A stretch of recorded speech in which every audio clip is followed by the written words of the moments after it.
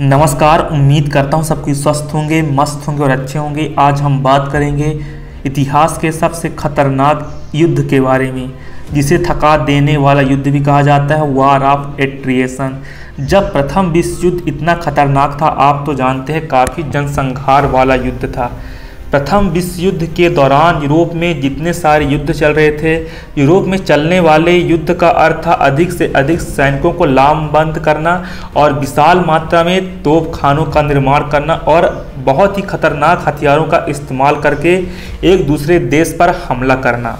और साथ में जब वॉर ऑफ एट्रिएशन था, वॉर ऑफ एट्रिएशन में दोनों देशों के एक पक्ष को थकाकर मैदान से हटा देने की कोशिश कर रहे थे। जो एक देश दूसरे देश को हटा देने की कोशिश कर रहे थे, थका कर वो भी। और इस थका देने वाले युद्ध के दौर में 21 फरवरी 1916 को जर्मनी ने फ्रांस के सिंहदौर वार्दुन दुर्ग था पर भारी हमला कर दिया था। और यह हमला प्रथम विश्व युद्ध की सबसे बड़ी लड़ाई थी, जो 21 फरवरी से 18 दिसंबर 1916 के बीच चली थी। आप सोच सकते हैं, जो युद्ध 21 फरवरी से 18 दिसंबर 1916 तक चला हो और इस बीच लगभग 10 माह तक चलती रही। और द मिल ऑन द मेउस उपनाम से प्रसिद्ध वार्दून के युद्ध को जर्मनी ने ऑपरेशन गेरिच का नाम दिया, जजमेंट अथवा ट्रिब्यूनल के नाम दिया गया, जिसमें फ्रांसीसी जनरल फिलिप पेंता हीरो बनकर उभरे थे। और दोनों तरफ के लगभग 7 लाख सैनिकों के मारे जाने के बावजूद, करीबन 7 लाख सैनिकों के मारे जाने के बावजूद जितने सैनिक मारे गए थे, यह जो लड़ाई थी, युद्ध संबंधी गतिरोध को दूर नहीं कर पाई। एक समय तो जर्मन फौजें वर्दून से केवल 1 मील दूर तक रह गई थी। जो जर्मनी की फौज थी, जो जर्मनी की सेना थी, वर्दून से केवल 1 मील दूर तक रह गई थी। और मित्र राष्ट्रों द्वारा जुलाई में सोम पर आक्रमण कर देने से जर्मनी वर्दून को प्राप्त करने में असफल रहा। जो मित्र राष्ट्र मिलकर जर्मनी के खिलाफ युद्ध पर उतर जाते हैं, जुलाई में वह सोम पर हमला कर देते हैं, जिससे जर्मनी कमजोर सा पड़ जाता है, जर्मनी असहाय सा हो जाता है और जर्मनी वर्दून को प्राप्त करने में असफल हो जाता है।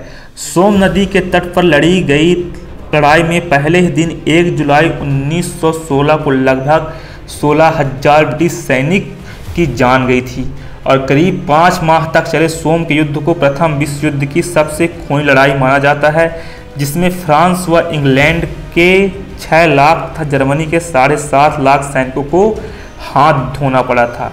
सर डगलस हेग के नेतृत्व में ब्रिटिश सेना ने 15 जुलाई से 14 सितंबर के बीच 82,000 सैनिकों के हताहत होने के बाद भी केवल 900 मीटर ही आगे बढ़ पाई।